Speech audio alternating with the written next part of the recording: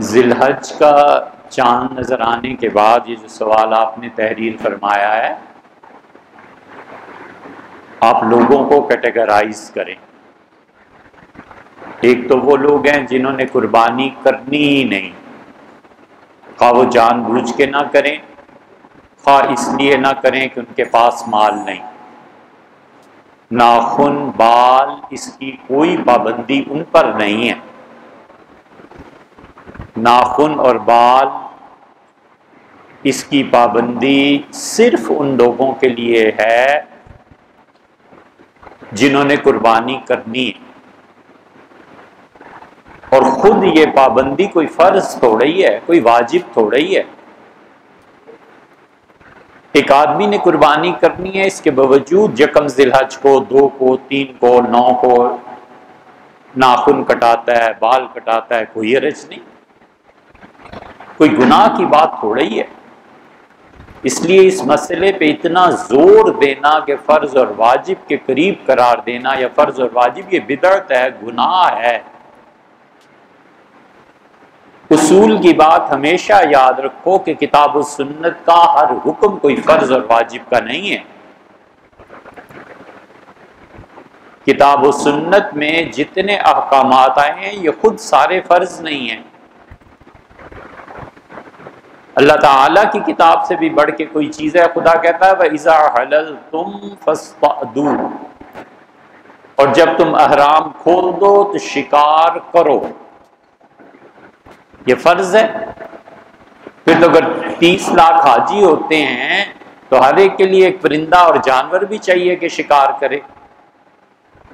اللہ نے تو صرف یہ کہا ہے کہ احرام کی وجہ سے تم پہ جو پابندی میں نے لگائی تھی نا کہ جانور ذبح نہیں کرنا، اس پابندی کو ہٹا رہا ہوں۔ اذا حللتم، جب تم حالت احرام سے باہر آ جاؤ، فاصطادوا، تو شکار کرو، بس اتنی بات۔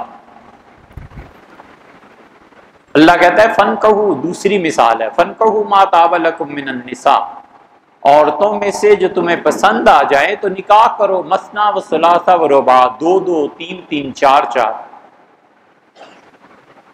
خدا کا یہ کہنا کہ 2 2، 3 3، 4 4 خود خدا کو مطلوب ہے کہ انسان کی جنسی تسکین ہو۔ اللہ نے یہ نہیں کہہ دیا کہ 2 3 اور 4، لگا 2 2 کرو، 3 3 کرو، 4 4 کرو، بھائی خوشی سے فرمایا۔ یہ فرض ہے ہر ایک پہ، کچھ بھی نہیں۔ آدمی اپنی ضروریات معاشرے کو دیکھتا ہے۔ کتاب و سنت کا ہر حکم فرض اور واجب کے درجے میں کیسے لیا جا سکتا ہے؟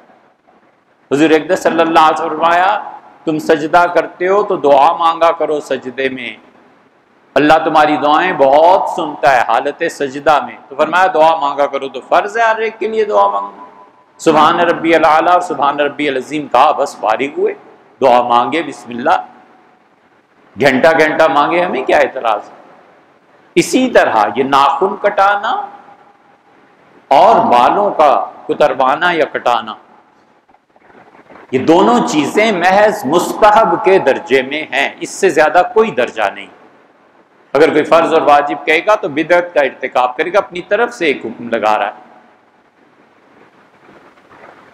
تیسری کیٹیگری ان لوگوں کی ہے جنہوں نے قربانی کرنی ہے یا نہیں کرنی، لیکن آپ کو یہ مسئلہ معلوم ہی ہے کہ رسول اللہ صلی اللہ علیہ وسلم نے منع فرمایا ہے کہ انسان کے جسم پہ غیر ضروری بال 40 دن تک رہیں۔ بتایا ہے کہ 40ویں دن کے بعد جب 41واں دن آئے گا تو فقہا کہتے ہیں کہ اس کی نماز مکروہ ہوگی۔ فرض کیجئے ایک آدمی کے 40 دن 2 ذی الحج کو پورے ہو رہے ہیں، 3 ذی الحج کو پورے ہو رہے ہیں، پھر چاہے اس سے قربانی دینی ہے تو بھی ان بالوں کو صاف کرنا یہ زیادہ ضروری ہے، کیونکہ مستحب ہے نا جی، اس سے زیادہ تو اس کی کوئی حیثیت نہیں ہے۔ تو ذی الحج کی چاند نظر آئے 1، دوسرے اس نے قربانی کرنی ہو 2، اور تیسرے بالوں کو کاٹنے کا، جسم سے دور کرنے کا 40 دن پورے نہ ہو رہے ہوں 3، ان 3 پابندیوں کے ساتھ ہے۔ بس وہ آدمی اگر کرتا ہے تو ٹھیک ہے، نہیں کرتا تو نہ صحیح۔ یہ بالوں اور ناخن کے رکھنے میں حکمت کیا ہے؟ شریعت اسے کیوں کہتی ہے؟ یہ پتہ ہونا چاہیے کہ رسول اللہ صلی اللہ علیہ وسلم فال لیتے تھے بہت زیادہ، خیر کے کاموں میں رسول اللہ صلی اللہ علیہ وسلم فال لیتے تھے بہت زیادہ، اور شر کے کاموں میں فال سے روکتے تھے، کیونکہ شر سے مایوسی پیدا ہوتی ہے نا۔ اب یہ جو ہر نماز کے بعد دونوں ہاتھ اٹھا کے منہ پہ پھیر لیتے ہیں، یہ کیا ہے؟ یہ فال لینا ہی تو ہے۔ حضور صلی اللہ علیہ وسلم دونوں ہاتھ اٹھاتے تھے اور چہرہ مبارک پر پھیر لیتے تھے، یہ فال تھی کہ اے اللہ تو نے میرے دونوں ہاتھوں کو اپنی مہربانی، رحمت اور نور سے بھر دیا ہے، میں اس کو اپنے چہرے پہ پھیرتا ہوں، کہ انسانی جسم میں سب سے افضل عضو۔ فال لیتے تھے رسول اللہ صلی اللہ علیہ وسلم بہت زیادہ۔ آخری حج میں جب آئے ہیں مدینہ منورہ تو پوچھا اس وادی کا کیا نام ہے؟ لوگوں نے کہا یہ وادی، آپ نے کہا بدلو اس کا نام، اس کا نام بدلو، اس کا نام بدلو۔ اچھا بھئی میری اونٹنیوں کا دودھ کون نکالے گا؟ ایک آدمی کا، اس کا اللہ کے رسول میں یہ خدمت انجام دیتا ہوں، تمہارا نام مرہ، بیٹھ جاؤ۔ مرہ کا مطلب ہے عربی میں تلخ، کڑوا۔ ایک اور کھڑا ہوا، اس نے کہا میں اپنا کیا افلا، جو کامیاب ہوا، اپنا جاؤ۔ حضور صلی اللہ علیہ وسلم بہت فال لیتے تھے، اس کے کچھ اصول اور قاعدے تھے۔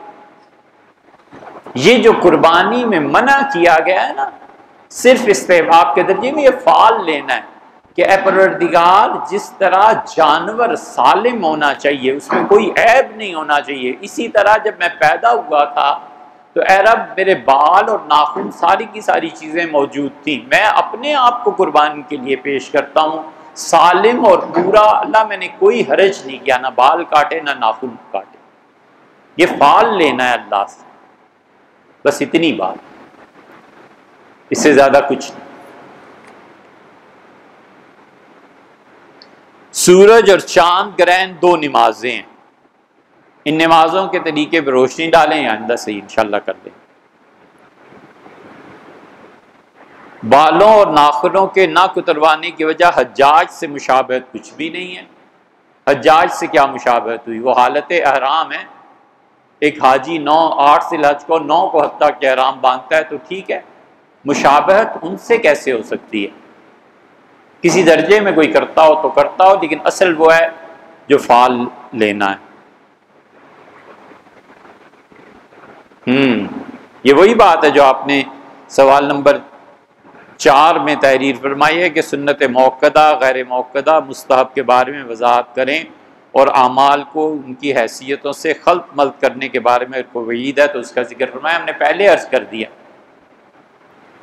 کہ فقہا نے جتنی چیزیں، دیکھو رسول اللہ صلی اللہ علیہ وسلم کے زمانے میں یہ ٹرمینالوجیز نہیں تھی، یہ ٹرمز نہیں تھی، یہ ٹرمینالوجی تھی ہی نہیں۔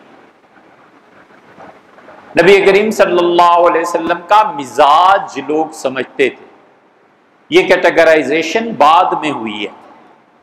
صحابہ کرام رضی اللہ عنہ نے کی ہے کہ یہ بات ضروری ہے یا ضروری نہیں ہے۔ کون نہیں جانتا کہ اللہ نے حکم دیا ہے کہ چور کا ہاتھ کاٹو؟ کون نہیں جانتا کہ یہ فرض ہے اور حد ہے؟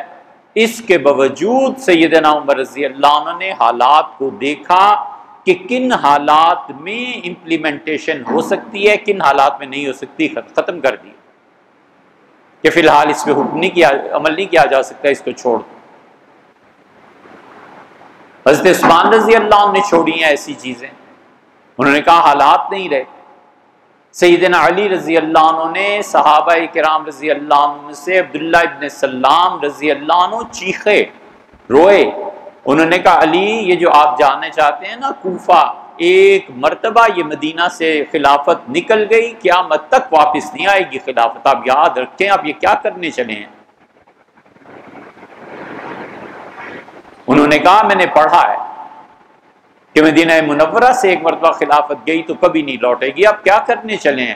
سیدنا علی رضی اللہ عنہ نے کہا میں مجبور ہوں، مجھے نظر آ رہا ہے کہ آئندہ یہ جنگیں ہی ہوں گی ساری، اور رسول اللہ صلی اللہ علیہ وسلم کا شہر ہے، اس کی بے حرمتی، قبر مبارک یہاں ہے، اس کی بے حرمتی، یہ کبھی ہو گیا تو کیا اللہ کو منہ دکھانا ہے؟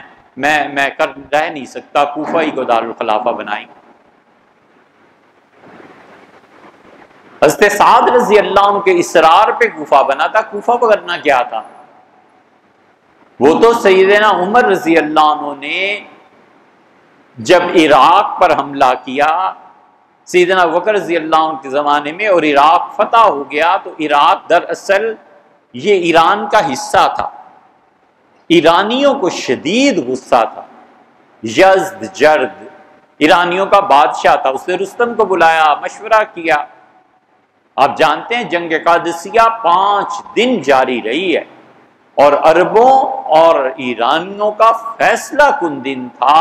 سیدنا عمر رضی اللہ عنہ نے کہا اگر ہم جیت گئے تو جتنی جنگیں آج تک ہوئی ہیں ہم نے ایران والوں سے بدلہ لے لیا، اور اگر ہم ہار گئے تو عجم نے عرب سے بدلہ لے لیا. اندرا گاندھی نے کہا تھا نا مشرقی پاکستان جب الگ ہوا، اس نے کہا 2 قومی نظریہ 1000 سال تک مسلمانوں کی محنت کو میں نے بحیرہ ہند میں ڈبو دیا ہے، آج خلیج بنگال میں ڈبو دیا ہے. آج سیدنا عمر رضی اللہ عنہ نے کہا تھا. اسی لیے تو سعد رضی اللہ عنہ کو عین موقع پہ سارے جسم پہ خاص طور پہ پشت پہ دانے نکل آئے. سعد رضی اللہ عنہ گھوڑے پہ بیٹھ نہیں سکتے تھے، فیصلہ کن جنگ تھی. انہوں نے اپنے نائب خالد ابن عرفجہ کو مقرر کیا اور کہا خالد لڑاؤ اور میں لکھ کے بھیجتا رہوں گا. سعد رضی اللہ عنہ چھت کے اوپر بیٹھے اور لکھ کے بھیجتے رہے. سعد بڑے پڑھے لکھے آدمی تھے، ایسے ہی نہیں لوگوں نے انہیں حضرت عثمان رضی اللہ عنہ کے بعد اصرار کیا تھا کہ خلافت آپ لے لیں. حضرت عمر رضی اللہ عنہ نے سفارش فرمائی تھی کہ خلافت سعد کو ملنی چاہیے. سعد رضی اللہ عنہ نے تانے سنے قادسیہ پہ اوپر بیٹھ کے. جن فوجیوں کو نہیں پتا تھا نا کہ سعد نہیں لڑ سکتے، گھوڑے پہ نہیں بیٹھ سکتے، انہوں نے میدان جنگ میں 5 دن جنگ جاری رہی ہے، لیکن فوجیوں نے تانے دینے شروع کیے. انہوں نے کہا خالد سعد کی تو کوئی بیوی بیوہ نہیں ہوئی، سعد کے بچے تو یتیم نہیں ہوئے، فوج کے بچے یتیم ہو رہے ہیں اور فوجیوں کی بیویاں بیوہ ہو رہی ہیں. سعد رضی اللہ عنہ تک یہ تانے پہنچے. پھر انہوں نے جمع کیا، پھر تقریر کی. انہوں نے کہا میں کبھی بھی میدان جنگ سے نہ ٹلتا، لیکن تم جانتے ہو میری یہ مجبوری. یہ سب کچھ کیٹیگرائز ہوا ہے بعد میں جا کے. اب امت میں جو خلل ڈالتا ہے نا اس پہ، وہ فقہ میں خلل ڈالتا ہے. فقہا نے جس کو سنت موقدہ سمجھا ہے کچھ سوچ سمجھ کے فیصلہ کیا، غیر موقدہ سمجھا ہے جو آدمی اس میں خلط ملط کرتا ہے وہ بدعت کا مرتکب ہوتا ہے. اس لیے کبھی بھی مستحب کو اس کے درجے سے بڑھا کے سنت نہ کہے، غیر موقدہ کہے. اگر ہم یوں اجازت دے دیں کہ لوگ اس طرح کرنے لگے ہیں تو پھر تو رات کو رسول اللہ صلی اللہ علیہ وسلم سرما لگا کے سوتے تھے. کل کو کوئی بدعتی اٹھتا ہے اور کہتا ہے سرما لگانا واجب سنت موقدہ اور فرض ہے. ایک دوسرا بدعتی اٹھتا ہے اور کہتا ہے کہ نمازیں 5 نہیں 3 ہیں. ایک تیسرا بدعتی اٹھتا ہے اور کہتا ہے حضور اقدس صلی اللہ علیہ وسلم نے تلبینہ کھانے کا حکم دیا تھا، یہ فرض ہے. تلبینہ کیا چیز ہے؟ تلبینہ کھانا چاہیے.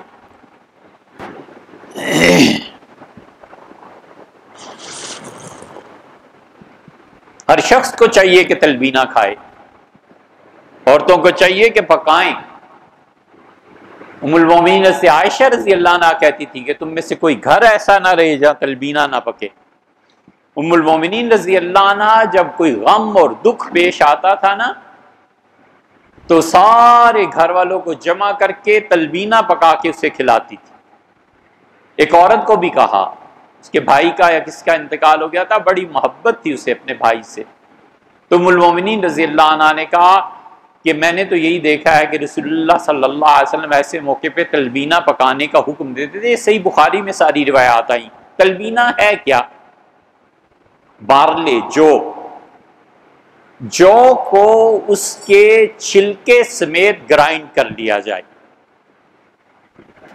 فرض کیجئے 1 کلو ہے، اس 1 کلو کو 5 کلو پانی میں ڈال کے پکایا جائے، اتنا کہ 4 کلو پانی ختم ہو جائے اور 1 کلو رہ جائے.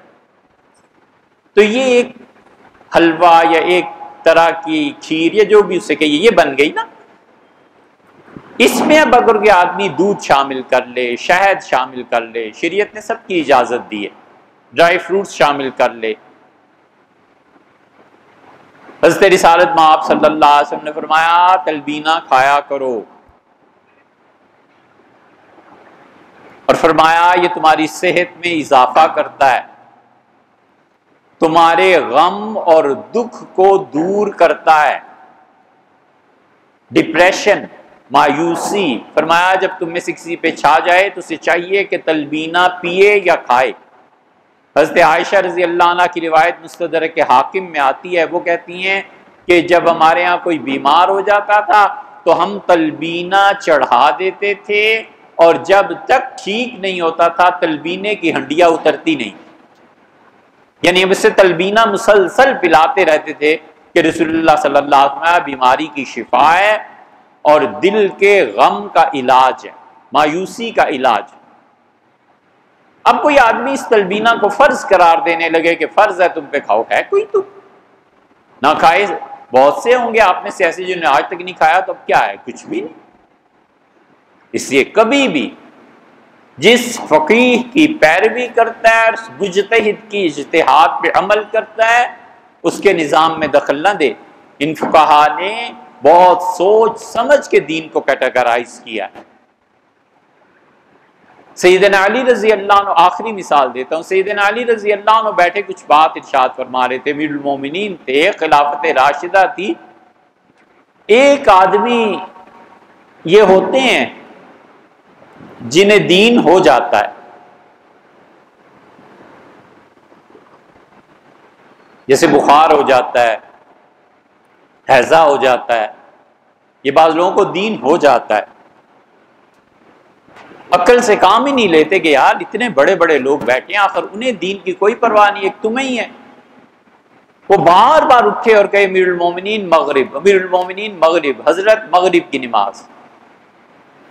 تو سیدنا علی رضی اللہ عنہ نے کہا ہم رسول اللہ صلی اللہ علیہ وسلم کے ساتھ مغرب پڑھتے رہے ہیں، تم پڑھتے رہے ہو، وقت مجھے پتا ہے مغرب کا کتنا ہوتا ہے یا تمہیں پتا ہے؟ اور پھر فرمایا انظروا ھذا الکلب یعلمنا السنہ، اس کتے کو دیکھو مجھے سنت سکھاتا ہے۔ اتنا سخت جملہ ارشاد فرمایا، کیوں؟ اس لیے کہ حوصلہ شکنی کرنی تھی کہ خلافت ہے، امیر المومنین ہے، کوئی عزت اور احترام ہے، بڑے لوگ بیٹھے ہوئے ہیں، انہوں نے آخر کچھ علم میں زندگی گزاری ہے، کیوں اس طرح کرتے؟ یہ ہے وعید جس کا آپ ذکر کر رہے ہیں۔ کبھی بھی فقہا نے جو چیزیں مقرر کر دی ہیں اس کو نہ چھیڑے۔ فتنوں کے زمانے میں دین میں اس طرح چھیڑنا ایک نیا فتنہ پیدا کرنا، کبھی مستحب کو سنت نہ کہے۔ حضور اقدس صلی اللہ علیہ وسلم نے فرمایا تم میں سے کسی پہ بڑھاپا آ جائے تو اسے چاہیے اپنے بالوں کا رنگ بدل لے، سفید داڑھی ہے نا، اس پہ مہندی لگا لے۔ حضرت ابوبکر رضی اللہ عنہ کے والد اسلام کے لیے آئے تھے، نبی کریم صلی اللہ علیہ وسلم نے فرمایا میں نے تمہارا اسلام قبول کیا، اور ابو بکر کے والد دیکھیے یہ بڑھاپا بہت ہو گیا، آپ کا سر اور داڑھی بالکل سفید ہو گئی، اس کو غیرو، اسے تبدیل کر لیجئے۔ انہوں نے جا کے مہندی لگا لی، یہ فرض ہے، کچھ بھی نہیں۔ حضور صلی اللہ علیہ وسلم کے سامنے آئے مسیب کے والد سعید، اور سعید نے اسلام قبول کیا۔ رسول اللہ صلی اللہ علیہ وسلم نے فرمایا تمہارے والد کا کیا نام ہے؟ ان کا نا حضور صلی اللہ علیہ وسلم نے نام پوچھا تھا، ان کا حزن، سعید بن مسیب بن حزن تھے، ایسے دادا نے شاید اسلام۔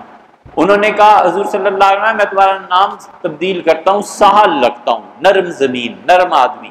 ان کا نہیں اللہ کے رسول، باپ کا دین آپ کی وجہ سے چھوڑتا ہوں، لیکن فیملی نیم آپ کی وجہ سے نہیں چھوڑ سکتا۔ آپ نے کہا نہ صحیح۔ نبی کریم صلی اللہ علیہ وسلم کے سامنے ان کی بات نہ ماننے سے کیا کفر ہو گیا؟ کچھ بھی نہیں، مشورہ ہے۔ ایک جملے میں بات پوری کی ہے۔ معروم نے مثنوی پڑھا کرو یار، معروم نے کہا اگر حفظ مراتب نہ کنی زندگی، جو شخص مرتبے کا خیال نہیں کرتا دین چھوڑ بیٹھتا ہے۔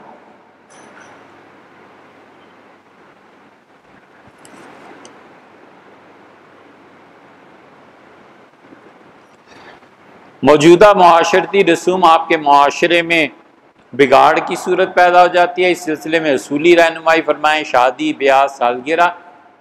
سالگرہ کے متعلق ہم نے پہلے بھی کہا تھا، اب بھی یہی کہتے ہیں کہ اصولی طور پہ اگر اپنے گھر والے بغیر کسی دعوت کے، بہن بھائی جمع ہوتے ہیں، پھپھیاں، چچا، ماموں، قریبی عزیز جمع ہوتے ہیں، کوئی کیک کاٹتے ہیں، کوئی دعوت ہوتی ہے، خوشی کا ایک موقع ہے، حرج کیا ہے یار؟ کیوں خام نے پابندی لگانی ہے؟ ہاں اس میں ناچ ہو، موسیقی ہو، غیر محرم آ جائیں، پردے کا خیال نہ رہے، بالکل غلط بات ہے۔ لمٹس جو ہیں اس کے مطابق ٹھیک ہے، ان لمٹس کو کراس نہ کیا جائے۔ اگر کوئی بھی کسی قوم، کسی معاشرے کا رواج شریعت سے متصادم ہوتا ہے تو اس رواج کو ختم کیا جائے گا۔ مثلاً عبداللہ ابن عمر اور سلمان فارسی رضی اللہ عنہما شادی میں گئے،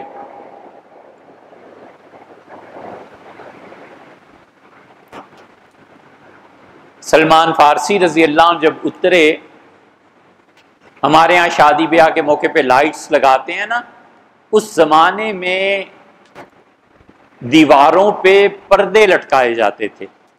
گھر کی باہر کیا فیس ہے، دیوار ہے، اس پہ سرخ، سبز، اودا، پیلا، کوئی بھی رنگ اچھا سا لگا دیا، پردے لٹکا دیے۔ تو سلمان فارسی رضی اللہ عنہ اترے اور عبداللہ ابن عمر رضی اللہ عنہ بھی سواری سے اترے، دیکھتے رہے۔ تو سلمان فارسی رضی اللہ عنہ نے کہا تمہارے گھر کو بخار ہو گیا ہے۔ تو وہ جو شادی والے تھے سمجھ نہیں سکے، انہوں نے کہا کیا مطلب؟ حضرت کہنے لگے کپڑے جو اڑائے ہوئے ہیں تو اسے بخار ہو گیا ہے، سردی لگ رہی ہے تمہارے مکان کو۔ ان کا حضرت مکان کو تو بخار نہیں ہوا۔ فرمایا آپ یہ کیوں کپڑا ضائع کیا ہے، میں واپس چلتا ہوں۔ چلے گئے، نہیں بیٹھے شادی۔ سیدنا عمر رضی اللہ عنہ جیسے آدمی امیر المومنین تھے، گھر میں گئے اور شادی کے موقع پہ تو دیکھا تصویریں لگی ہوئی ہیں۔ فرمایا یہ کیوں لگا رکھی ہیں؟ تمہیں پتہ نہیں ہے حضور صلی اللہ علیہ وسلم نے تصویریں لٹکانے سے منع کیا ہے؟ واپس آ گئے، نہیں ولیمے میں بیٹھے۔ یہ مزاج تھا کہ جہاں بھی خدا کی نافرمانی ہے ہم اس میں تعاون نہیں کریں گے۔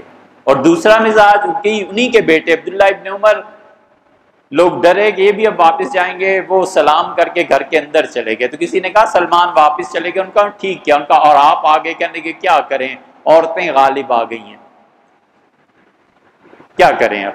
مطلب یہ تھا کہ اب عورتوں نے معاشرے میں غلبہ پا لیا ہے، یہ رسم کر رہی ہیں، تو میں ان کی وجہ سے جو تھوڑی بہت نیکی مجھ سے ہو سکے گی مسئلہ بیان کر دوں گا، مجھے دیکھیں گے، کوئی شرم حیا کریں گے، اسے ہم چھوڑ تو نہیں نہ سکتے۔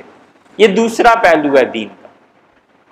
دونوں صحیح ہیں، دونوں طرح کے لوگ معاشرے میں ہوتے ہیں، برداشت کرنا چاہیے۔ بعض میں غلبہ ہوتا ہے نرمی، محبت، پیار کا، کہ چلو یار نہیں جاؤں گا تو جو مصیبتیں ہیں نا یہ اور بڑھیں گی، مجھے میری کوئی شرم آیا۔ کچھ لوگوں پہ غلبہ ہوتا ہے، وہ کہتے ہیں نہیں بالکل نہیں، ختم کرو اسے، وہ بھی ٹھیک ہے، یہ بھی ٹھیک۔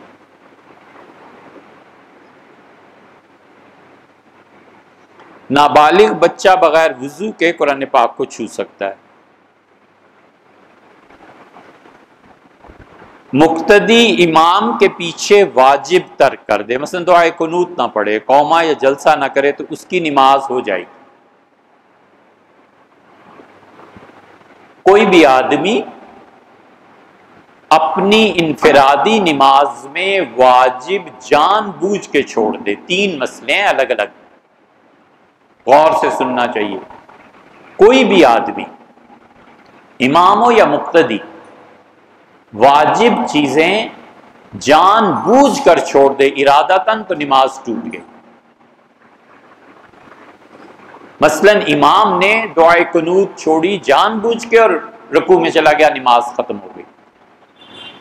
ایک آدمی نے جان بوجھ کر قوما اور جلسہ چھوڑا۔ قوما اور جلسہ کیا ہوتا ہے؟ رکوع کے بعد جب آپ کھڑے ہوتے ہیں سیدھے، یہ قوما ہے، سجدے اور رکوع کے درمیان سے ہی کھڑا ہونا، تمام ہڈیاں اپنی جگہ پہ واپس آ جائیں، دونوں سجدوں کے درمیان اتنے اطمینان سے بیٹھنا کہ ہر ہڈی اپنے جوڑ میں جا کر بیٹھ جائے، یہ واجب ہے۔ یہ ہم حنفیوں کے نزدیک واجب ہے، جان بوجھ کے اگر کرے گا نا نماز ٹوٹ جائے گی۔ ذرا سا کھڑا ہوا رکوع سے اور فوراً سجدے میں چلا گیا، جان بوجھ کے کیا ہے، نماز ٹوٹ گئی۔ مسئلہ نہیں جانتا، یہ ہمارا کوئی ذمہ نہیں ہے، اس کا اپنا ذمہ ہے کہ مسئلہ سیکھ۔ حضرت ابو حذیفہ رضی اللہ عنہ بیٹھے ہوئے تھے اور انہوں نے ایک آدمی کو نماز پڑھتے ہوئے دیکھا جو رکوع سے سجدے میں چلا جاتا تھا، ذرا سا اٹھتا تھا، اور ایک سجدے سے ذرا سا اٹھا اور دوسرا سجدہ کر دیا۔ تو اس نے سلام پھیرنے پہ سے بلایا اور کہا تمہارا کیا دین ہے، مذہب کون سا ہے؟ اس نے کہا اسلام۔ فرمایا یہ نماز اسی دین میں پڑھتے ہو؟ اس نے کہا جی۔ کتنے سال سے؟ اس نے کہا 30 سال سے۔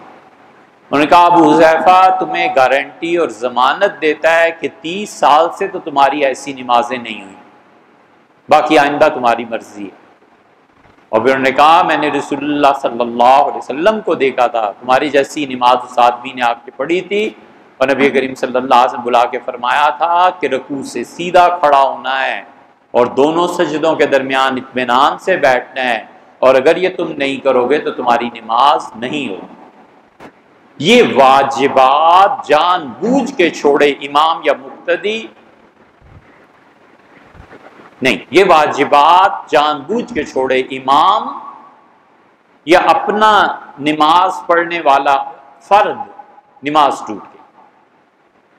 دوسرا درجہ یہ آ جاتا ہے کہ امام جان بوجھ کے چھوڑ دے اور مقتدی نہ چھوڑے تو امام کی نماز ٹوٹ گئی، لہٰذا مقتدی کی بھی ٹوٹ۔ تیسرا درجہ یہ آیا کہ سہون رہ گیا امام سے یا مقتدی سے، یاد ہی نہیں رہا، غلطی ہو گئی، تو امام سجدہ سہو کرے۔ فرد نماز پڑھ رہا ہے اپنی اکیلی، سجدہ سہو کرے۔ امام کے پیچھے دعائے قنوت نہیں پڑھی، امام کے پیچھے اس نے رکوع سے کھڑا نہیں ہوا، دونوں سجدوں کے درمیان بیٹھا نہیں ہے، جلدی کی، تو یہ واجب اس سے ساقط ہے، نماز ہو جائے گی۔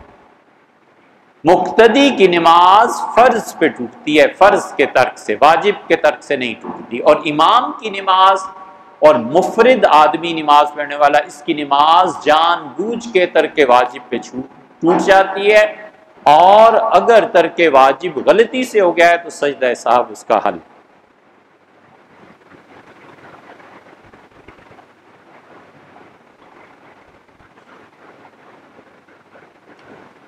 تیمم ضربتین ہے، ضربۃ علی الوجہ و ضربۃ علی الیدین، بالکل ٹھیک ہے۔ بعض لوگ کہتے ہیں کہ پانی کی طرح مٹی کو بھی اعضاء پر ایسے ملیں کہ بال برابر بھی جگہ نہ بچے، یہ بھی صحیح ہے، جبکہ عملاً مٹی سے ایسے ممکن نہیں ہے۔ نہیں، مٹی کا مطلب یہ نہیں ہے کہ مٹی لگ جائے، اس کا مطلب یہ ہے کہ اپنے دونوں ہاتھوں کو کھول کے، دونوں ہاتھوں کو انگلیوں سمیت کھول کے 3 ضربیں لگائے، ایک ضرب لگائے، ضربت ایک ضرب لگائے، اور اس کے بعد یہ جو انگوٹھے کے پیچھے جگہ ہے نا، اس سے مٹی کو شریعت کہتی ہے جھاڑ لے۔ منہ پہ مٹی ملنا کون سا کوئی اچھی بات ہے؟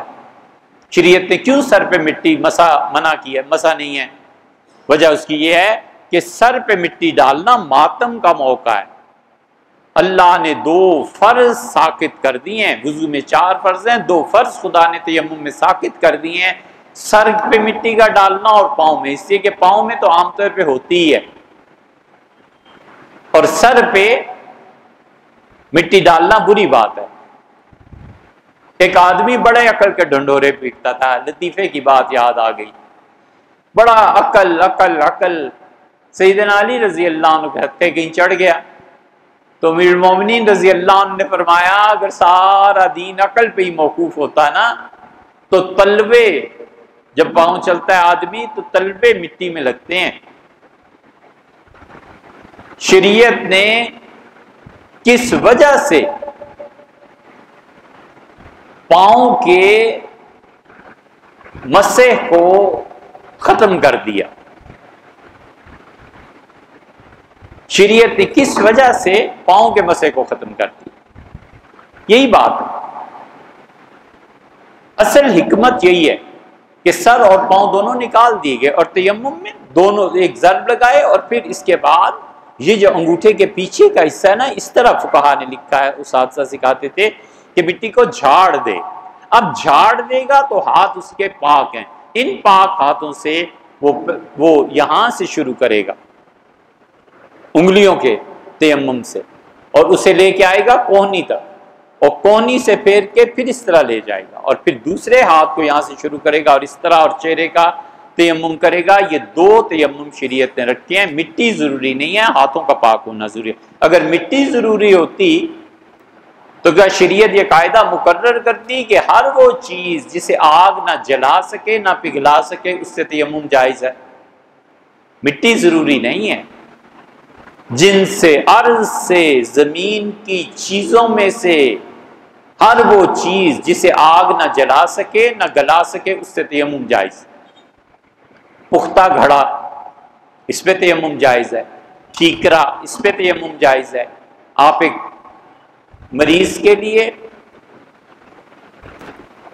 ماربل کی سل لائے، دھو کے بالکل پاک صاف ماربل کی سل اس کے سامنے رکھی، کوئی مٹی کی گرد اس پہ، گرد کا ایک ذرہ باقی نہیں، اس نے اس پہ ہاتھ مارے، تیمم کیا، بالکل درست ہے۔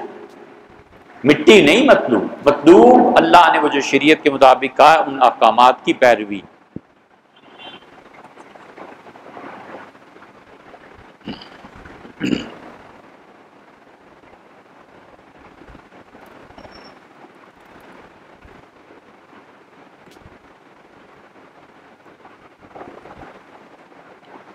اگر کوئی شخص حکمرانی نہ رکھتا ہو اور وہ حکومت پر قابض ہو جائے، یا حکمران بننے کے بعد کوئی شخص لازمی صفات اہلیت میں سے کوئی صفت عارضی یا مستقل پر کھو بیٹھے، تو اس کے تسلط کی حیثیت کیا؟ مستشرقین کہتے ہیں کہ مسلمانوں کے ہاں اس سلسلے میں کوئی نظام ہی نہیں ہے، وضاحت فرما دیں۔ یہ بات نہیں ہے بھائی، اسلام نے تاریخ میں ہم دیکھتے ہیں کہ مسلمان اس معاملے میں تناؤ کا شکار رہے ہیں، اور اب تک اس سلسلے میں ہم ابہام کا شکار ہیں۔ ایسے نہیں ہے، اب وقت نہیں ہے اتنا لمبے سوال جو ہے نا آپ کا، یہ متقاضی ہے اس بات کا کہ ہم لمبی بحث کریں، اور وقت ہے نہیں۔ ذرا سی بات کرتے ہیں، اس کو انشاءاللہ محفوظ کرتے ہیں، اگر 8 ستمبر کو یہ سامنے آیا تو پھر بات کریں۔ ہمیشہ یاد رکھیں، ہم نے شریعت کے نظاموں کو پڑھا نہیں ہے، ہمیں صرف شریعت کی عبادات تھوڑی بہت پتہ ہے۔ شریعت کا سیاسی نظام، سوشیالوجی جو اسلام کا اپنا ایک نظام ہے، ہم نے بالکل اسے نہ سنا ہے نہ پڑھا ہے، اور مستشرقین ہماری لا علمی کا فائدہ اٹھاتے ہیں۔ اسلام سب سے پہلے شورا کو ترجیح دیتا ہے۔ حضور اقدس صلی اللہ علیہ وسلم نے شورائی نظام ہی کی تائید فرمائی ہے۔ اس لیے عبداللہ ابن عمر رضی اللہ عنہ نے کہا تھا کہ لوگوں اس بات کو بھول جاؤ کہ عمر رضی اللہ عنہ کسی فرد کو خلافت کے لیے متعین کریں گے۔ حضرت عمر رضی اللہ عنہ کی شہادت کے بعد لوگوں نے پوچھا کہ آپ کیسے یہ کہتے تھے والد کی زندگی میں؟ تو انہوں نے کہا مجھے پتا تھا، میں نے ایک دن والد سے پوچھا تھا کہ آپ کے بعد کون؟ تو انہوں نے کہا میرے بیٹے اگر میں کسی کو مقرر کر دوں تو ٹھیک ہے، نہ مقرر کروں تو بھی ٹھیک ہے۔ حضور اقدس صلی اللہ علیہ وسلم نے کسی کو نامینیٹ نہیں کیا تھا۔ طریقہ یہ ہے، اگر میں یہ کروں تو ٹھیک کروں گا، اور ابوبکر رضی اللہ عنہ نے میرا نام ارشاد فرمایا تھا، اگر میں یہ کروں تو بھی ٹھیک کروں گا، وہ مجھ سے بڑے تھے۔ تو کہنے لگے میں اسی دن سمجھ گیا تھا کہ نہیں ہو سکتا، کیونکہ رسول اللہ صلی اللہ علیہ وسلم کا عمل سیدنا عمر رضی اللہ عنہ ہر شخص پہ اس کی پیروی کو ترجیح دیتے۔ اس لیے شورا اصل نظام یہ ہمارا اور اہل تشیع کا بنیادی اختلاف جو قیامت تک حل نہیں ہو سکتا، وہ یہی ہے کہ ہم کہتے ہیں ہمیشہ خلافت شورا کا نتیجہ ہے۔ وہ کہتے ہیں حکومت منصوص ہے، اللہ کی جانب سے اہل بیت کرام میں رہے گی، اور امام متعین ہے جو خدا کرے۔ ہم کہتے ہیں بالکل نہیں، مسلمان شورا کے پابند ہیں، شورا جو مقرر کرے گی وہ۔ دوسرا نظام وہ تھا جو خلافت میں سیدنا عمر رضی اللہ عنہ مقرر کر دیا، 6 آدمی، اور اس سے سعید رضی اللہ عنہ کی جب باری آئی، اور عبد الرحمن ابن عوف نے کہا حضرت عمر رضی اللہ عنہ سے کہ سعید کو بھی رکھیں کمیٹی میں، عشرہ مبشرہ میں ہے۔ سیدنا عمر رضی اللہ عنہ کا میں جانتا ہوں سعید بہت دیانتدار اور اہل ہیں، لیکن تمہیں یہ نہیں پتا کہ وہ میرے بہنوئی بھی ہیں۔ میں نے اگر اپنے بہنوئی کو رکھا اور خلافت ادھر چلی گئی تو لوگ کہیں گے کہ خلافت عمر نے اپنے خاندان کو دے دی تھی۔ یہی وہ حکمت ہے جس کی بنیاد پہ ہم کہتے ہیں سیدنا علی رضی اللہ عنہ رسول اللہ صلی اللہ علیہ وسلم کے بعد اگر صحابہ رضی اللہ عنہ چن لیتے تو سارے رسول اللہ صلی اللہ علیہ وسلم کے مخالفین کہتے، اور علی کے بعد حسن آ جاتے، اور حسن کے بعد حسین آ جاتے، اور حسین کے بعد زین العابدین آ جاتے، ان کے بعد باقر آ جاتے، اور ان کے بعد صادق آ جاتے، اور یہ سلسلہ یوں چل پڑتا، رہتی دنیا تک اسلام کے چہرے پہ کالک لگتی کہ رسول اللہ صلی اللہ علیہ وسلم بنو ہاشم کی حکومت قائم دنیا میں کرنے کے لیے آئے تھے، باقی نبوت کچھ نہیں تھی۔ وہ تو چاہتے تھے کہ ہاشمیز کی حکومت قائم ہو، اور وہ تو چاہتے تھے کہ ایک خاص طبقہ رہے۔ یہی وہ چیز ہے جو اہل تشیع اب بھی کہتے ہیں۔ ہم کہتے ہیں بالکل نہیں، صحابہ رضی اللہ عنہ نے کمال کیا، ابو بکر رضی اللہ عنہ کمال کیا، عمر رضی اللہ عنہ نے، انہوں نے ہاتھ پکڑا اور ہاتھ پہ ہاتھ رکھ دیا، ان کا بیعت کرو۔ حضرت ابو بکر رضی اللہ عنہ کہا تھا نا کہ بیعت کرو اس کی، ابو عبیدہ کی، تو ابو عبیدہ نے ہاتھ ہٹا دیے۔ حضرت عمر رضی اللہ عنہ نے ابو عبیدہ ہی کا ہاتھ پکڑ کے حضرت ابو بکر رضی اللہ عنہ کے ہاتھ پہ رکھ دیا اور کہا ابو بکر کی بیعت کرو۔ اور کسی نے کہا ابو بکر کے کہنے والے کون تھے؟ سعد ابن عبادہ تھے کہ ہم بیعت نہیں۔ حضرت عمر رضی اللہ عنہ کہا میں مار دوں گا تمہیں جان سے، فرمایا میں گردن اڑا دوں گا ابو بکر کی بیعت نہیں کرو گے۔ وہ چلے گئے شام، نہیں بیعت کی، نہ صحیح۔ وہ وقتی طور پہ جو حضرت عمر رضی اللہ عنہ نے سختی کے لفظ استعمال کیے تھے، موقع کی مناسبت تھی۔ اگر سعد رضی اللہ عنہ کے ساتھ منافقین جڑ جاتے، تباہی پھر جاتی۔ اسی شورا کو حضرت علی رضی اللہ عنہ نے بڑھا دیا تھا۔ انہوں نے کہا عمر رضی اللہ عنہ گویا یہ فرمایا، یہ لفظ تو نہیں ملیں گے لیکن ہم یہ سمجھے ان کی بات سے کہ حضرت عمر رضی اللہ عنہ نے 6 آدمی مقرر کیے تھے، میں اہل بدر جتنے بھی بدری ہیں نا، یہ میری ساری شورا ہے۔ اسی لیے حضرت معاویہ رضی اللہ عنہ نے لکھا تھا کہ آپ کی خلافت کی کیا دلیل ہے؟ حضرت علی رضی اللہ عنہ نے لکھا کہ معاویہ اللہ کی قسم جو بدر کے میدان میں رسول اللہ صلی اللہ علیہ وسلم کے ساتھ تھا اور آج زندہ ہے، کوئی ایک شخص بتاؤ جس نے میری بیعت نہ کی ہو۔ حضرت معاویہ رضی اللہ عنہ کوئی جواب نہیں دے سکے، جانتے تھے خلافت کا نظام قائم رہے اور حکمرانی شورا سے آئے، یہ عین اسلامک سٹیٹ ہے، عدل کا نظام قائم رہے، اور جیسے آپ نے لکھا ہے جبر سے حکومت آ جائے تو یہ سلطان ہے۔ مسلمان بادشاہ عام طور پہ سلاطین تھے، جبر سے حکومت لی ہوئی تھی، اور اگر حکومت جبر سے آئے اور قانون اسلام کے مطابق نہ رہے تو یہ ظالم بادشاہ ہے، بشرطے کہ اس کی نسل میں چلے اور اسلام کا قانون بھی نافذ نہ کرے، اور حکومت جمہوریت کے راستے سے ملے یا جبر سے ملے، تو جبر کے ذریعے جو حکومت آئے اور اسلام کا نظام بھی نہ آئے، اور جمہوریت کے واسطے سے حکومت آئے اور اسلام کا نظام نہ آئے، تو یہ دونوں ظالم حکمران ہیں جو جہنم کے مستحق ہیں۔ اللہ چاہے تو معاف فرما دے اور خدا چاہے تو پکڑ لے۔ یہ اسلام کا سارا نظام ہے جسے انہوں نے کتابوں میں لکھا ہے۔ آخری بات اس سلسلے میں وہ یہ ہے کہ معزولی بڑی سوچ سمجھ کے کرنی پڑتی ہے۔ آپ کو پتہ ہے کہ حضرت ابو بکر رضی اللہ عنہ کے زمانے میں غنیمت کی تقسیم کی تھی خالد بن ولید رضی اللہ عنہ نے، اور ایک نکاح کر لیا تھا خالد رضی اللہ عنہ نے، فوجی تھے نا، اس لڑکی کو اپنے خیمے میں بلایا جو صحابہ رضی اللہ عنہ ان سے بات کی اور فرمایا میں نکاح کرنا چاہتا ہوں، ہو گیا۔ سیدنا عمر رضی اللہ عنہ مدینہ منورہ میں تھے اور یہ ہوا ہے تو بکر رضی اللہ عنہ کے دور میں۔ سیدنا عمر رضی اللہ عنہ نے کہا ابو بکر خالد پہ حد جاری کریں، اور جو اس نے مال کی تقسیم کی ہے نا، یہ تو مجھے قطعاً قابل قبول نہیں ہے، مال واپس لیں، خالد کو اس کے عہدے سے اتاریں اور حد جاری کریں۔ یہ 3 مطالبات حضرت عمر رضی اللہ عنہ بار بار کہتے رہے، حتیٰ کہ ابو بکر رضی اللہ عنہ نے ایک دن کہا عمر سمجھو بات کو، سیف من سیوف اللہ، اللہ نے جو تلواریں کافروں کے خلاف ہمیں دی ہیں نا، ان میں سے خالد ایک تلوار ہے۔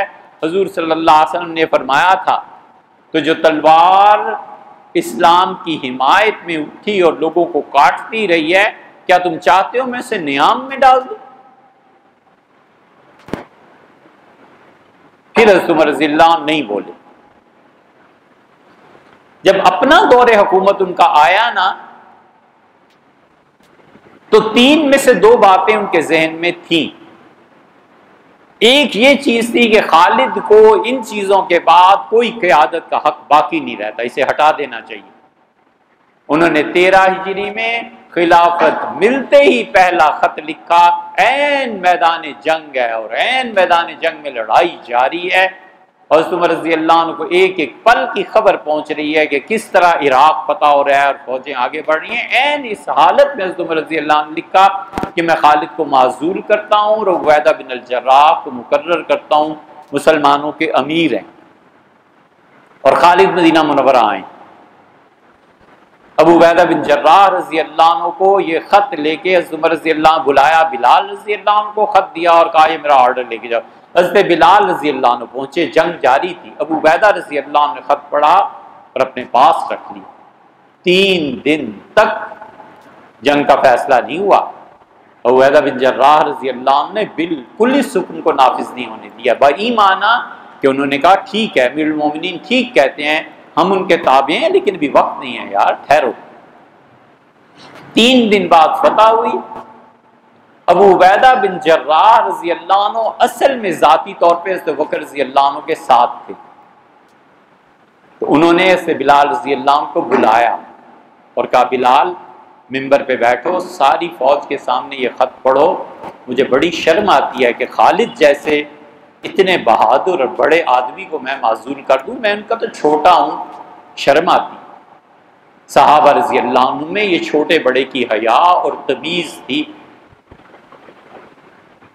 حضرت بلال رضی اللہ عنہ نے خط پڑھا اور خالد رضی اللہ عنہ نے بالکل خاموشی سے نیچے اترے اور اپنی پگڑی اتار دی، ابو عبیدہ بن جراح رضی اللہ عنہ کے سر پہ باندھی اور ابو عبیدہ کو خود بٹھایا اور کہا حضرت میں مدینہ منورہ جاتا ہوں، حضرت نے بلایا۔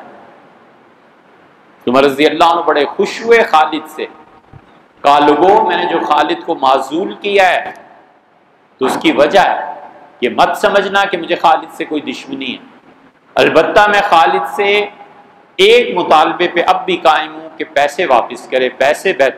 پیسے ہمارے تھے بیت المال کے۔ خالد رضی اللہ عنہ جب بھی مسجد نبوی میں ملتے تھے، حضرت عمر رضی اللہ عنہ کہتے تھے خالد میں تم سے بڑا خوش ہوں، تم نے میرا حکم مانا، کمانڈر ہونا چھوڑ دیا، لیکن ایک بات باقی ہے، پیسے واپس کرو۔ ایک دن خالد رضی اللہ عنہ نے ساری چیزیں لا کے رکھ دی، ان کا امیر المومنین میرے کپڑے ہیں اور حضرت یہ میرا اسلحہ ہے، یہ میرا غلام ہے، یہ میری سواری ہے، چاروں چیزیں میرے گھر میں کچھ نہیں ہے، اس کے علاوہ آپ کر لیں۔ حضرت عمر رضی اللہ عنہ نے کہا حساب لگاؤ۔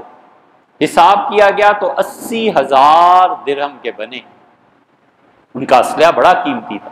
سیدنا عمر رضی اللہ عنہ نے کہا 40,000 ہمارے ہیں، بیت المال میں جمع کراؤ خالد، اور 40,000 تمہارے۔